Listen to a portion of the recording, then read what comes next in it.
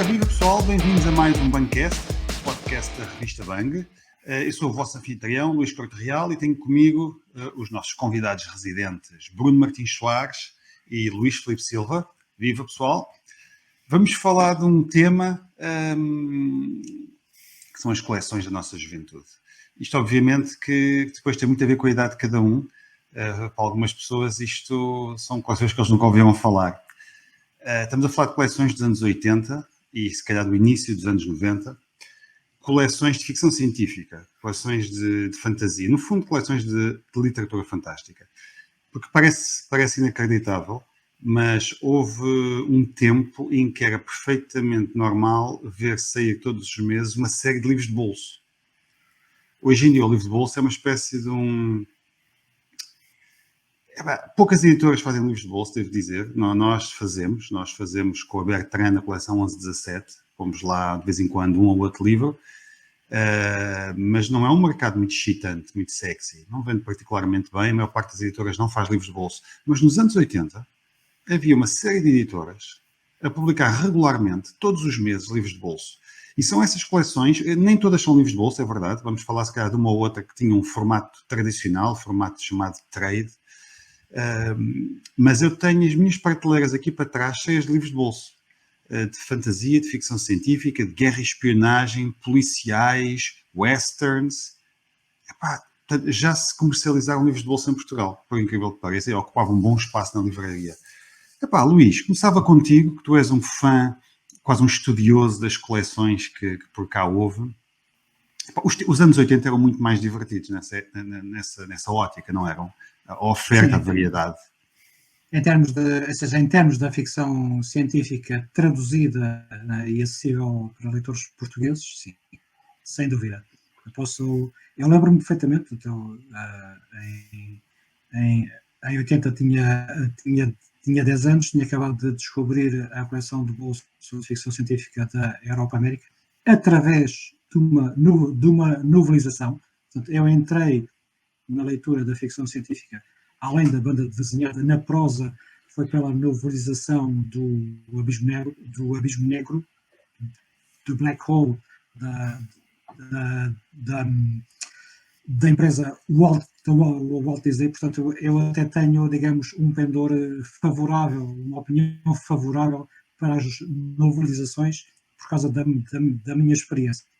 Mas nos primeiros anos da década de 80, essencialmente, talvez por volta de 84, 85 em particular, essa coleção e a ficção científica em geral tinha tanta procura que eu lembro-me de, entusiasmadíssimo, gastar toda a minha mesada e até para além da mesada que eu tinha, porque depois tentava pedir mais, a comprar os livros da Europa América. Chegou um ponto em que todas as quinzenas, normalmente eram mensais, eram números mensais, era uma lógica de coleção, era uma tentativa de habituar o público a um hábito de compra regular, né, e fazer com que aquilo crescesse dessa forma. Mas houve uma altura, em meados da década de 80, em que saíam quinzenalmente, e às vezes até 2 livros por quinzena, ou seja, acabava por ser um livro por semana. Para mim, nessa época, foi idade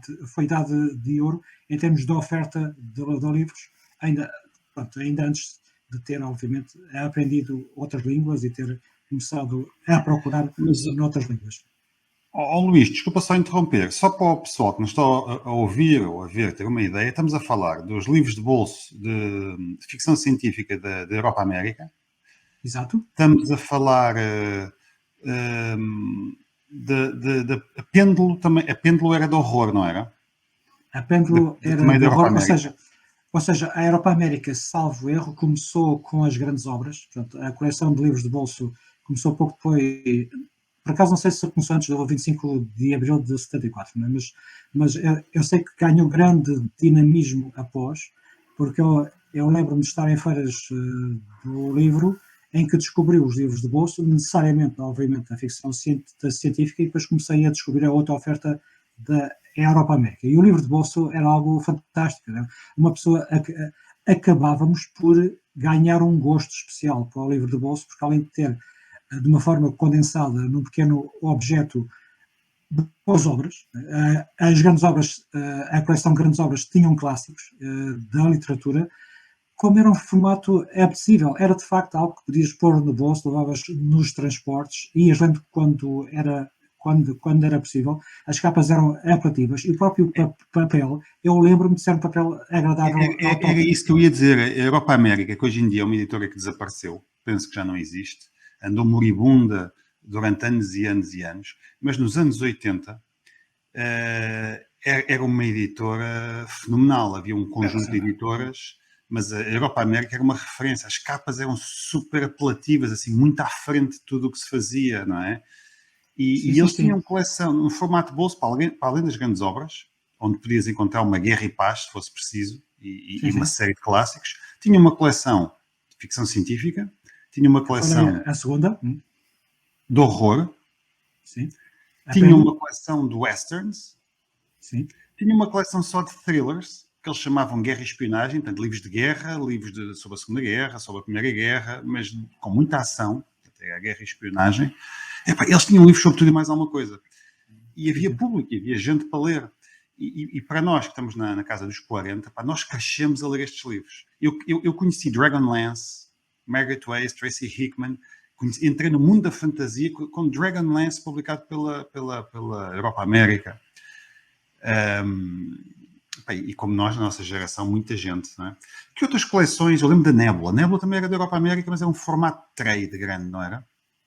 Sim, a Nebula surgiu passados alguns anos. Eu penso que depois, com a abertura do mercado para a ficção científica, em particular, acho que a coleção do livro bolso tinha tanto sucesso que eles devem ter, obviamente, pensado que faria sentido lançar com um formato maior, mais caro, exatamente, cá está um deles. Saiu no segundo e no terceiro número da coleção, portanto, também numa lógica de coleção dividida em duas metades, a coletânea iRobot, né, dos contos de ficção científica do Asimov, os clássicos. Portanto, eram coleções que, para todos os efeitos, iam pegar em autores, ou começaram por pegar em autores clássicos, em livros, romances clássicos, e tínhamos disponíveis no nosso mercado e, de certa forma, ajudavam a criar, digamos, uma base de conhecimento do género que depois, entretanto, se perdeu porque depois não houve continuidade nas décadas mais à frente. E devo dizer que quando se fala em Nebula, portanto, é uma coleção com o formato trade, mais uma vez, as capas originais da Europa América, que na altura eram impressionantes. Ainda mais quando vamos ver o que é que as outras editoras andavam a fazer. E eu recordo, a Nebula para mim será sempre sinónimo desta saga dos Filhos da Terra, de Gene Howell, que eu adoro isto. Aliás, convenci a minha mulher a ler e ela já vai no terceiro volume. Lê um bocadinho mais devagar do que eu, porque eu lia isto em 2 ou 3 dias. E isto é fascinante. Saga dos Filhos da Terra, que não está a ser publicado por ninguém agora. Acho que a Esfera dos Livros tentou relançar isto há 10 anos e não correu muito bem. Isto é impressionante. Não é ficção científica, é um romance histórico. Não é? Sim. É um bocadinho uma história alternativa, um romance histórico, mas com algumas liberdades. É uma Guerra do Fogo, não é? Era a Guerra do Fogo, não era? Acho que era acho que foi dos meus livros que falava do género de... Isto passa-se há 30 mil anos.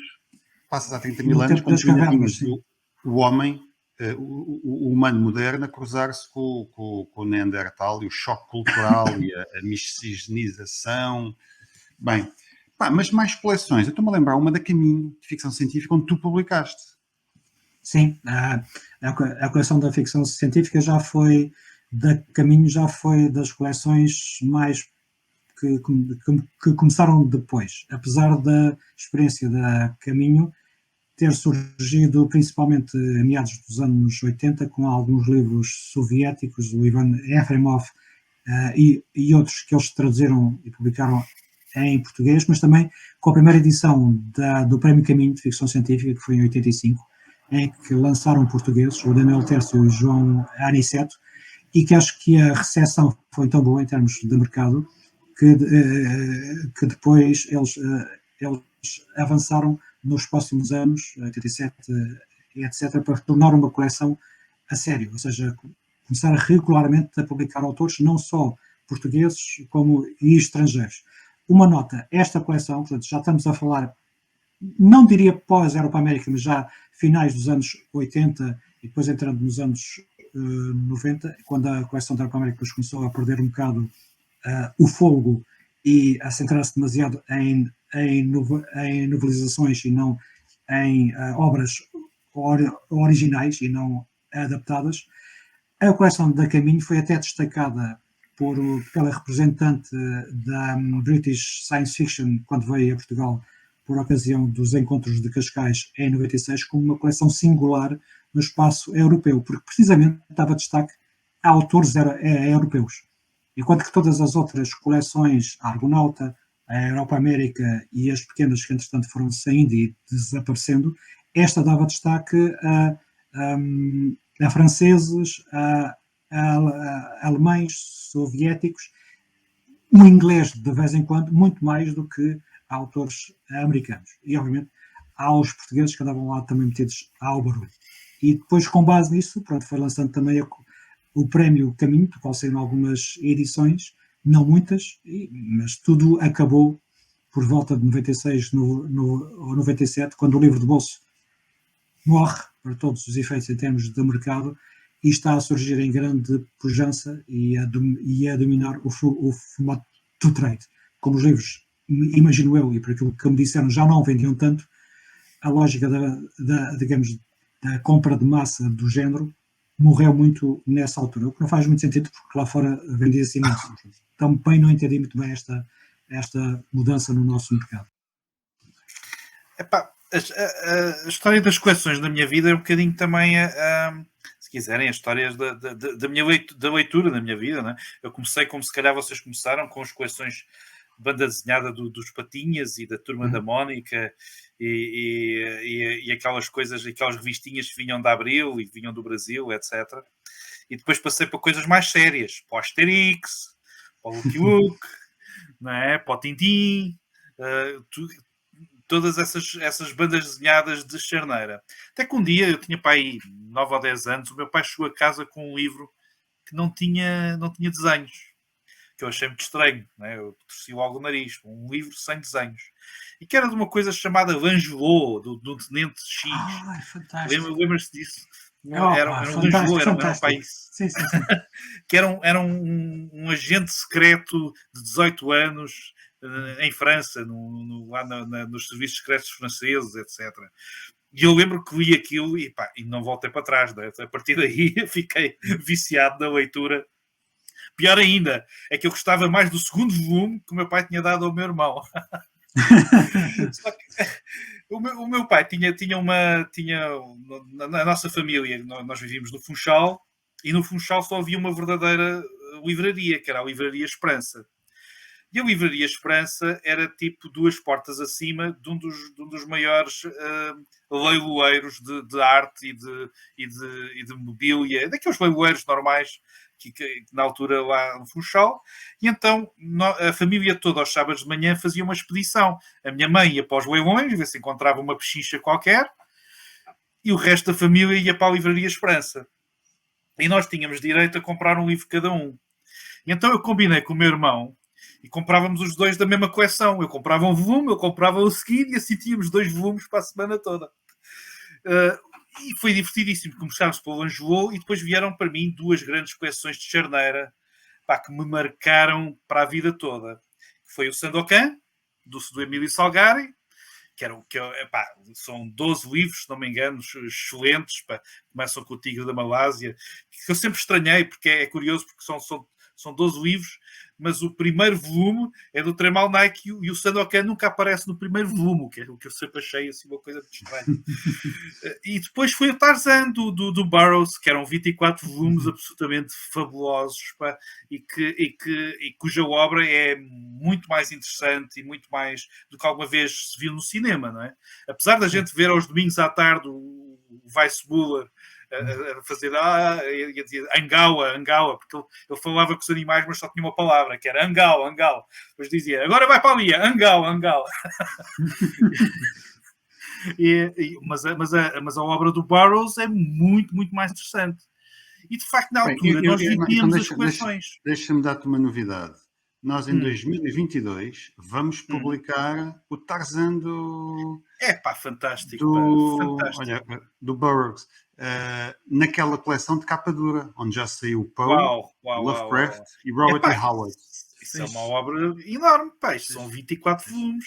Vamos Incrível. publicar, obviamente não vamos publicar os 24, vamos publicar um volume grande com dois livros, que é o primeiro, Tarzan of the Apes, e depois é uma antologia também, vamos juntar nesse volume, uma antologia de contos passados na infância do Tarzan.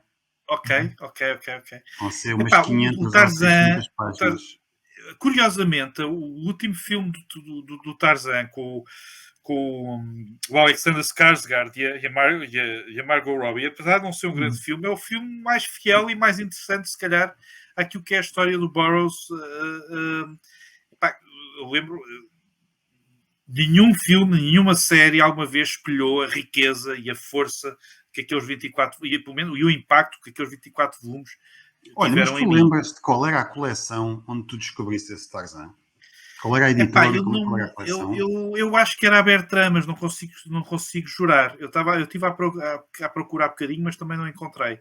Eu acho que a Bertrand nunca publicou isso. Isso não será eram os livros brancos. Portugália, ou uma coisa assim mais antiga, ou aquelas edições todas. Era uma edição portuguesa, não era brasileira. Era uma edição portuguesa. Tinha umas bombadas brancas e umas capas todas artilhadas, digamos assim, mas as bombadas e a parte de trás eram brancas. E eu não me lembro exatamente qual é que era. Isso está num caixote algures, eu ainda tenho isso, mas está num caixote algures que eu nunca hei de descobrir. E depois é toda a minha adolescência, toda essa parte. Eu só tive a minha primeira televisão, eu só tive quando tinha 10 anos, não é? A minha primeira, quer dizer, lá em casa. Eu via televisão quando vinha a Lisboa no verão, à casa dos meus avós, mas lá no Funchal não tinha. E mesmo quando tivemos televisão, a partir dos meus 10 anos, só tínhamos a programação a partir das 7 horas da tarde. E aos fins de semana um bocadinho mais, não é? Bons tempos. Depois acabava à meia-noite. Por isso, toda a minha adolescência, eu lia vorazmente. Li mais do que alguma vez li na vida. Nunca mais li com a voracidade com que eu lia na adolescência. E, na verdade, li muito pouca ficção científica. Muito pouca. Nada como vocês, nem pouco mais ou menos. Li alguns livros da coleção Europa-América, mas eu lia muito mais Guerra e Espionagem, o Alistair MacLean, o Robert Ludlum. Eu lia o Westerns, o Will Amour tem uma série fabulosa também que está na Europa-América, no Western da Europa-América, que era a saga dos Sackets. Os Sackets era uma família de cowboys que o primeiro volume acontecia no final do século XVII ou XVIII, acho que no final do século XVIII, e que depois percorria todo o século XIX, sempre com o primo e com o irmão e com etc. E há um volume que eu acho absolutamente radiante, que eu não me lembro o nome, eu tenho este problema, já não me lembro de muita coisa,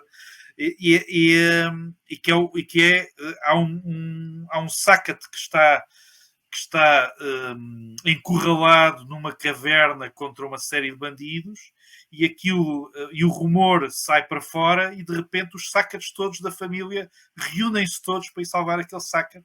Gente que nós conhecíamos, porque conhecíamos dos vários livros da saga, mas que eles não se conheciam entre si. O que era curiosíssimo, e é uma figura curiosa que um dia hei de experimentar numa saga qualquer minha, não sei como, mas eu adorei todo esse sentimento de hemisfério que estas coleções traziam, de uma forma, de facto, vocês estão a falar de coleções que são, de facto, coleções que foram construídas pelas editoras, relativamente temáticas, mas as primeiras coleções que me marcaram eram coleções de autor. Eram coleções de personagem, eram coleções que seguiam, tal como se calhar a Canção do Gelo e do Fogo, etc., mas que seguiam uma série de livros, e isso marcou-me de facto ao longo da minha vida, e já vos falo de mais algumas. Temos que falar da Vampiro e da Super Vampiro, obviamente. Temos que falar da Vampiro.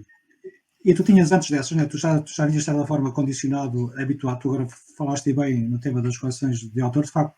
O que precede estas leituras acabam por ser os 7, não é? O Clube dos Exato, e Sete, os os 5 é cinco, não é? Enid Blyton. Os cinco. Os A Enid Blyton Agora vamos falar dos habituou-nos 5. Isso é a coleção da minha vida, os 5 da Enid Blyton. Eu li cada livro umas 10 vezes. exatamente. Olha, Nós sabe que habituámos pus a do ler mistério. Sim. Pus a minha filha de 13 anos a ler os 5 e ela está a gostar. Ainda bem. Pá, Não eu é, já não é tão pacífico. Aprendi o que era aventura a ler É os verdade. 5 de Enid Blyton. É Então, verdade. Sim, eu lembro é que a minha verdade, mãe é uma verdade, vez é me verdade. deu os 21 livros, os primeiros 21, editorial Notícias. Exatamente. Epá, eu li do primeiro ao último. E quando acabei, voltei ao início e voltei a lê-los todos. E para mim, a ideia de ler, naquela altura era miúda, a minha ideia de ler era, quando acabava, voltava ao início e voltava a ler todos. Portanto, eu li os livros N vezes. Exatamente. Eu lembro da primeira vez que eu li um livro de adultos, foi assim uma epifania, porque eu percebi naquele momento que se tinha aberto um mundo infinito de leituras possíveis para mim, que eu podia deixar os 5 finalmente e partir para outra coisa. Epá, vamos falar da Argonauta. Luís, a Argonauta, Sim. quem é que publicava isto? Edições do Brasil? Era Livros do Brasil, sim. A Argonauta começou a ser publicada em 53, novembro de 53, e continuou praticamente ininterrupta, um livro por mês, até 2006, quando já estava tão moribunda que depois não saía com esta regularidade. 50 possivelmente 50 anos. No nosso mercado, há obviamente coleções mais estáveis, longas na Europa, né? Mas na Europa, onde a ficção científica é uma tradição, principalmente em França, que começaram na mesma altura, ou seja, inícios dos anos 50, mas no nosso mercado, isto é algo, se calhar hoje em dia, impensável. Uma coleção que se tenha mantido durante tanto tempo, ainda por cima, sobre um género que ninguém conhecia na época.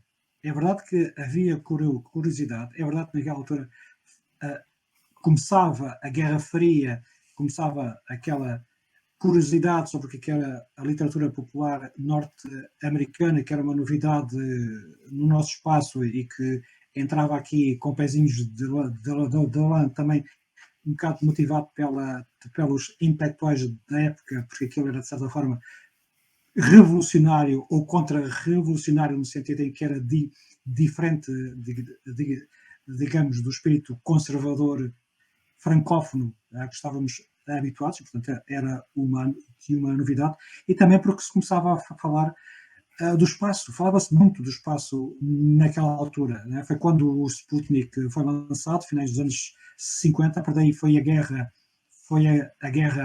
para conquistar, para ir à Lua, né? Aquela guerra espacial, e graças a isto havia uma dinâmica em termos de reportagens, e pode-se encontrar em alguns jornais da época, quando estive a fazer uma pesquisa sobre a ficção científica recente, andei a ler alguns principalmente o Jornal de Artes, Letras e Ideias, se não estou em erro, em que se falava muito sobre o devir do homem, o ser humano sideral. Publicavam-se textos de reflexão sobre o género, quando o género ainda era uma coisa não muito lida em Portugal, que eram feitos por intelectuais franceses, em que perguntavam se o género estava a cumprir a sua missão de pensar no futuro, de ser uma coisa filosófica, o que nunca foi, né? Isto sempre foi um género de aventuras e de entretenimento com algumas questões pelo meio. Era muito interessante, foi muito interessante o meio com que a nota surgiu. E com esta regularidade, havia ali uma coisa nas capas que era muito interessante. Dizia, pelo menos durante os meus 100 números, dizia, e 100 números que correspondem a quase 10 anos, os melhores romances ou as melhores obras de ficção científica. Portanto, as pessoas começaram a habituar-se a associar um conjunto de livros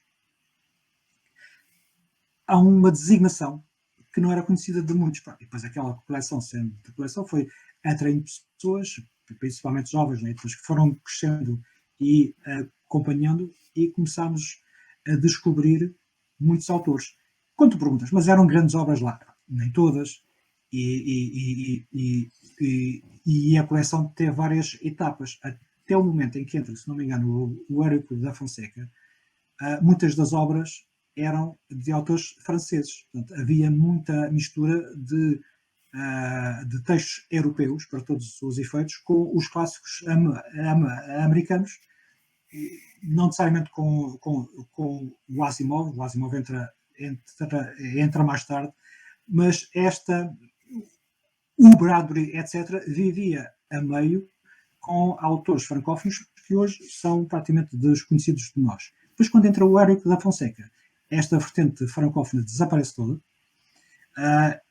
e somos dominados pela literatura clássica norte-americana, que todos nós conhecemos, e pelos autores habituais, o Arthur C. Clarke, que nem é norte-americano, naturalmente, mas que era muito popular lá, o Bradbury, James Blish, que também é britânico, e outros, mas é aquela ficção clássica, exatamente, é aquela ficção científica clássica, de expressão anglo-saxónica, né, que era mais habitual.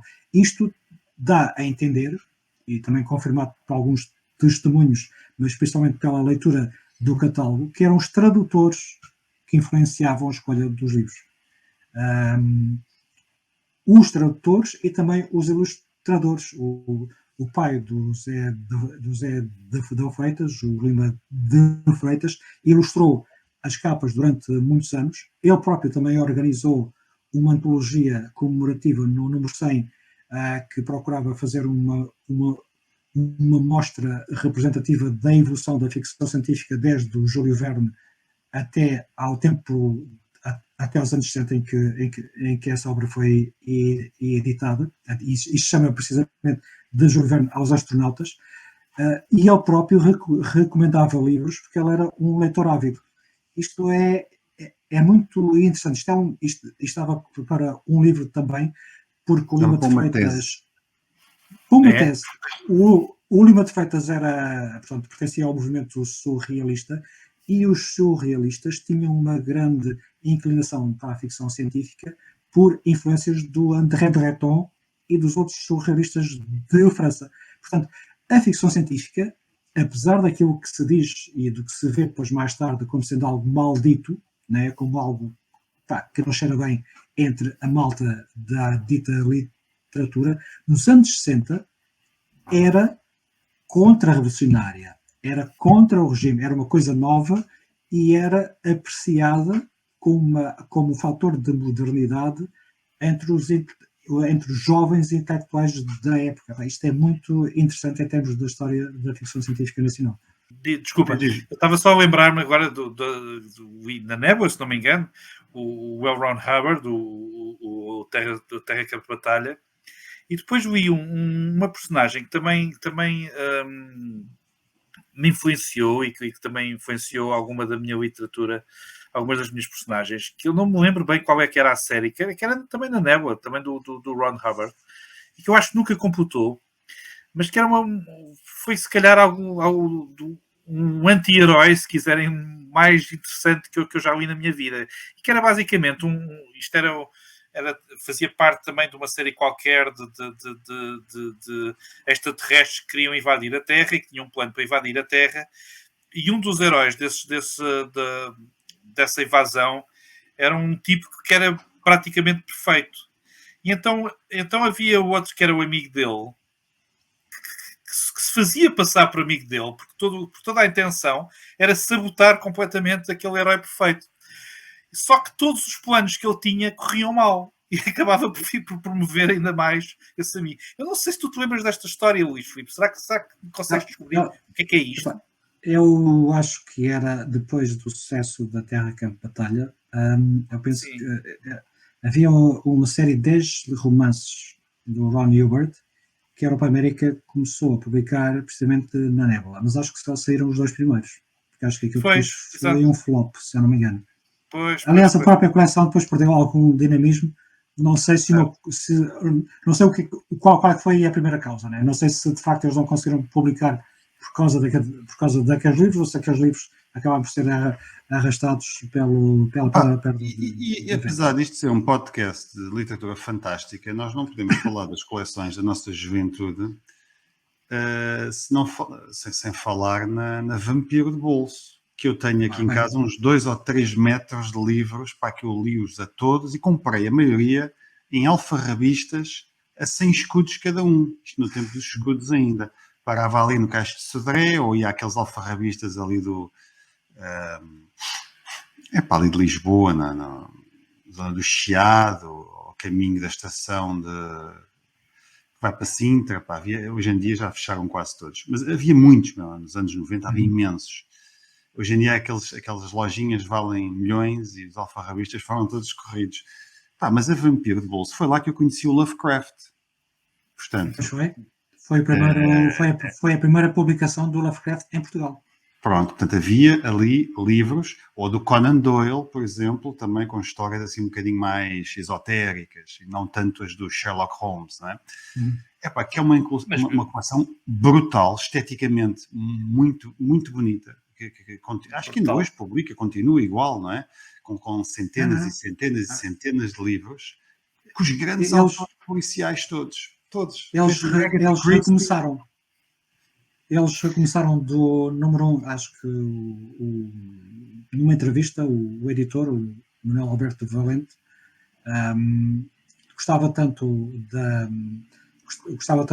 coleção, quando eles integraram e compraram a livros do Brasil, ele fez força para lançar aquela coleção e para experimentá-la no mercado. E por acaso digo-te uma coisa, apesar de eu nunca ter procurado colecionar a Vampiro, mas ler alguns autores específicos, esta estou a colecionar, até pelo prazer, né, de estar novamente a ir comprando uma coleção de livros de bolso.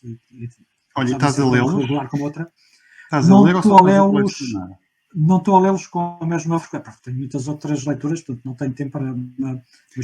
Mas vou lendo. Deixa-me dizer que eu estava a dizer que os comprei em alfarrabistas, e é verdade, eu acho que não comprei nenhum numa livraria, mas 1/3 da coleção foi-me dada pela minha avó. A minha avó, que veio de Moçambique há 45 anos, e que lá em Moçambique colecionava esta coleção, e tinha-os todos. Na hora de vir, o espaço era caro, teve que se desfazer quase a coleção toda, trouxe só alguns, e esses ela deu-me. Portanto, ela colecionou em Moçambique, estamos a falar de há 40, estamos a falar de anos 60, talvez. É uma coleção que é intergeracional já, não é? Atravessa pelo menos 3 gerações.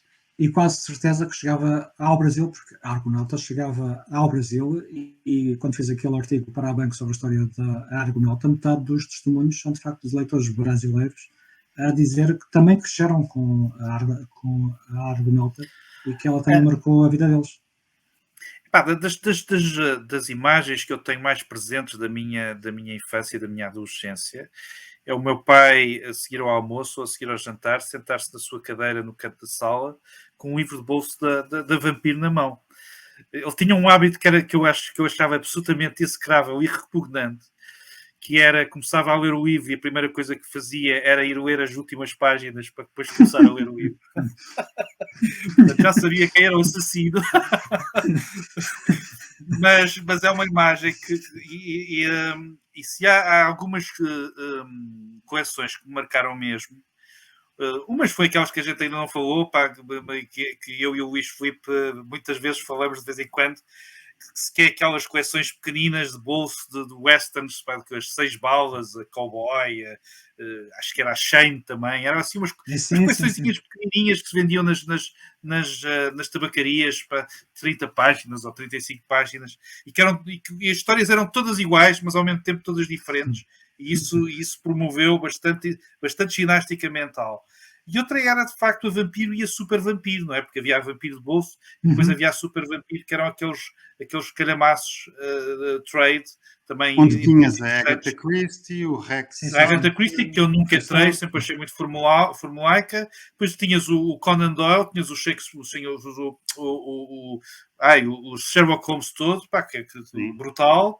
Depois tinhas o Worth Taney Gardner, não é? O Perry Mason e o Donald Lamb e a Bertha Cool, não é? Que eu ainda gostava mais que o Perry Mason, não é? O Donald Lamb era um detetive que tinha sido advogado, mas tinha conseguido ensinar a um cliente como cometer o erro perfeito e por isso foi expulso da ordem. mas era um tipo genial. Hoje em dia era contratado pelo rendeiro. E Pá, mas depois lembro-me. tem as coisas. Há alguns autores da Vampiro que, epá, se tu leres as minhas coisas, se tu leres a Batalha da Escuridão ou mesmo a Alex, tu tens de reconhecer traços. Uhum. O Mickey Spillane, o Mike Hammer dos Mickey Spillane, pá, que é pulp do mais pulp que há, é brutal, pá. Ele era um tipo duro, frio, bom Yeah. com as miúdas, mas sempre com o seu Colt 45 na mão para resolver os problemas.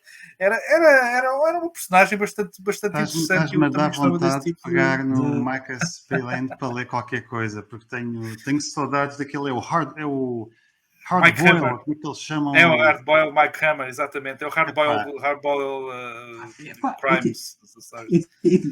e tinhas obras como o imenso Adeus, né? O Raymond Chandler, o Dashiell Hammett. Sim, Tu então também tinhas não, lá claro. grandes obras, né? Grandes clássicos do crime.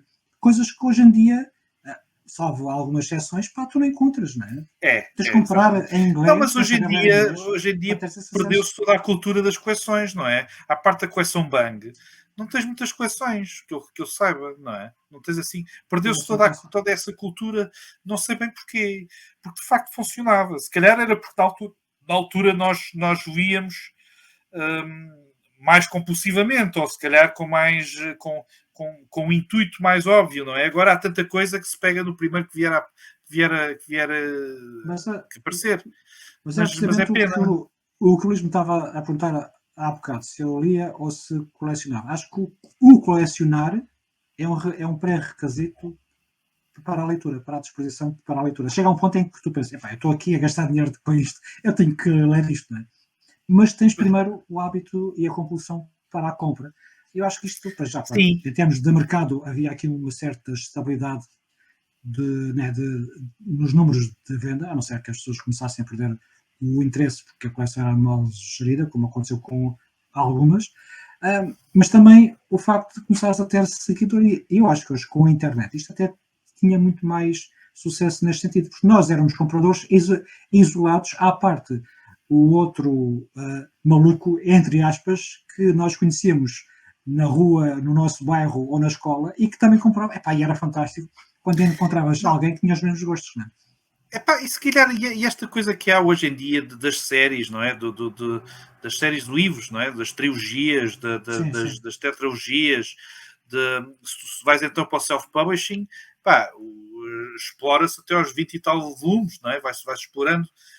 Pá, eu acho que há uma necessidade dos leitores, não é uma necessidade, porque se não houvesse também, mas há uma vontade dos leitores de ganhar carinho a uma personagem, de acompanhar a personagem por várias aventuras ou por várias peripécias, de manter a ligação a um determinado mundo que as coleções conseguiam criar, não é? Sim, sim. Sem E eventualmente não teres que pensar na hora da escolha. Quantos exatamente, artigos exatamente, ou quantos comentários tu exatamente. se calhar já ouviste como eu sobre o facto de teres demasiada escolha, de inibir a escolha ou de inibir o acto. Não, e tinhas uma coisa curiosa na coleção que tu acabaste de mencionar relativamente à escolha, mas também era uma prova de confiança. Tu confiavas que aquele livro Exato, ia ser bom porque estava naquela coleção. Tu exatamente. confiavas nos editores. Tu sabias que podias não conhecer quem era o Rex Stout, não é? Epá, mas estava na coleção Vampiro, então era Arriscavas. bom. olha, adoro o Rex Stout e devo ter os Também eu. livros quase todos, pá. Podes Tenho crer. excelentes O recordações da Nerwolf e o leitura. Archie Goodwin. Então Yeah, não, claro yeah, que sim, yeah, também eu brutal, adoro. brutal. Também adorava.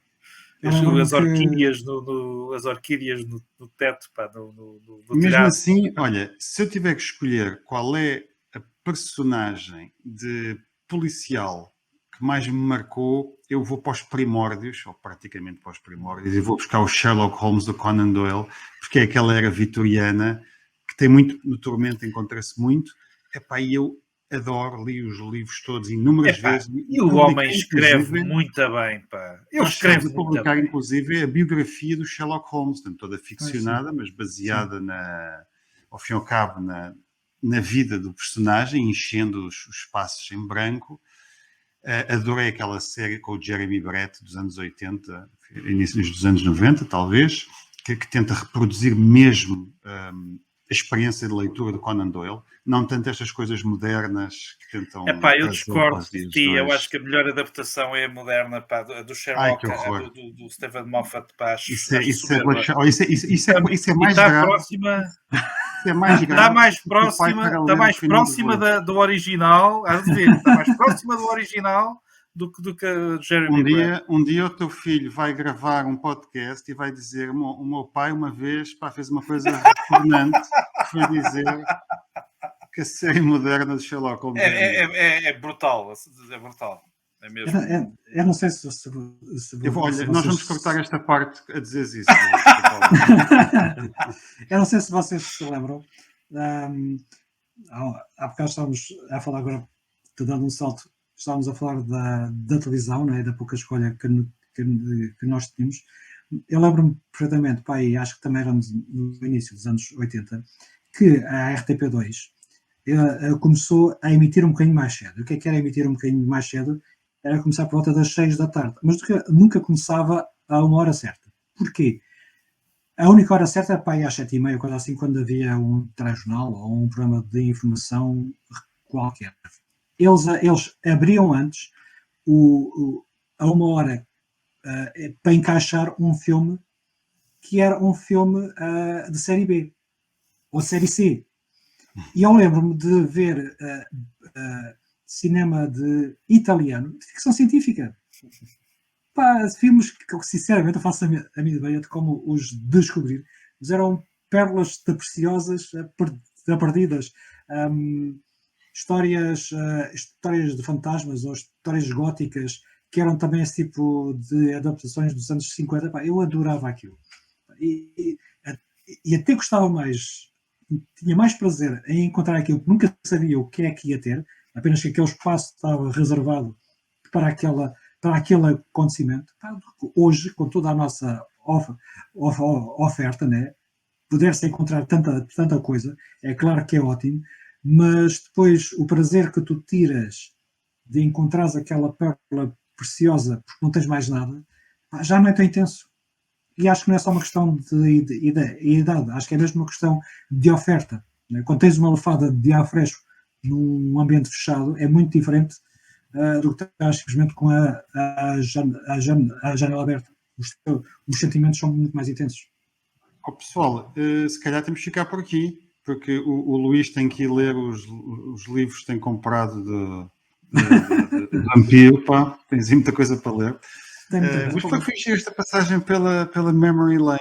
Os tempos mudaram, hoje não se lê tanto, não se publica estes géneros, não se publica estes livros de bolso que apetecia colecionar. Mas eles estão por aí em alfarrabistas, às vezes os nossos pais, os nossos avós têm-nos, vocês vão lá buscá-los. A minha avó deu-me tudo o que tinha, eu guardo religiosamente. E fiquei com vontade de ler o Make a Spyline, pá. Eu vou ali à minha estante e vou sacar um livro e vou reler. Quando disseste que é pulp, se é pulp eu tenho que reler. E já não leio há 30 anos, talvez. Sim. Fica o desafio, não é? Pessoal, vão a um alfarrabista procurar assim uma Europa América de bolso, de ficção científica, um argonauta. Bem, não sei se querem fazer alguma recomendação, se não...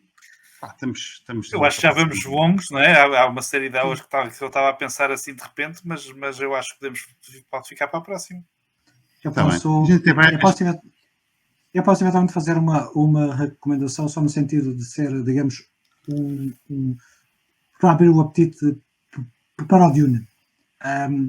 Quando o primeiro Dune saiu, o primeiro filme, foi quando a Argonauta decidiu apostar no formato Argonauta gigante. E foi com que livro? Foi precisamente com o Duna do Frank Herbert. Era aquela edição roxa? Era aquela edição roxa. Foi a que eu li, pá, brutal. Em 3 volumes. Em 3 o primeiro volumes. volume saiu precisamente na altura em que saiu o filme. O segundo volume saiu 18 meses depois.